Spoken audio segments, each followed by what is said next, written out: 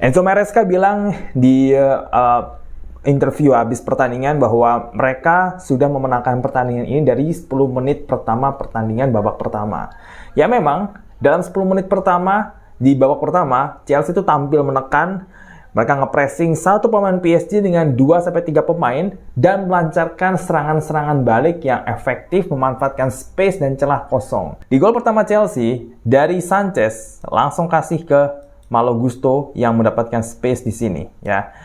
Gusto dapat space yang cukup luas untuk ke depan dan ya yang bisa menggagalkan serangan ini dan ya membuat pertahanan PSG bolong adalah kesalahan individu.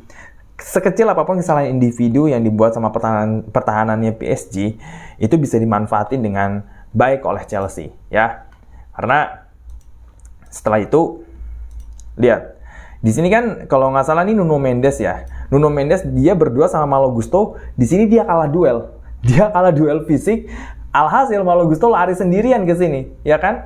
Malo Gusto lari tanpa penjagaan. Cuma di situ dia tuh agak ragu-ragu nih, ya. Udah nyampe kotak penalti, mau crossing ke Joao Pedro atau mau diselesaikan sendiri, dia bingung di situ, ya kan? Untungnya bola mantul lagi ke dia sehingga dia bisa ngasih ke Palmer, ya kan? Lihat, dia bisa ngasih ke Palmer nih, yang kembali lagi dia tanpa penjagaan.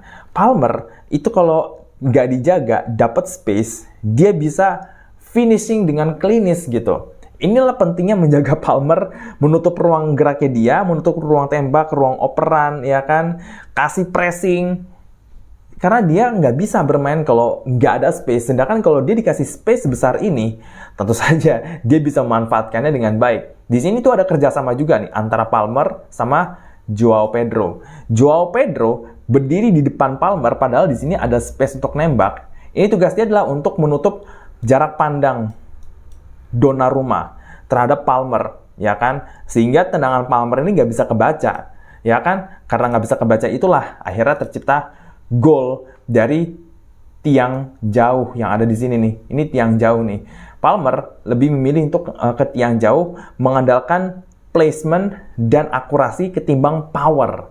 Ya, sehingga Donnarumma sendiri udah mati langkah, nggak bisa nangkep bola itu. Dan ya, gol pertama.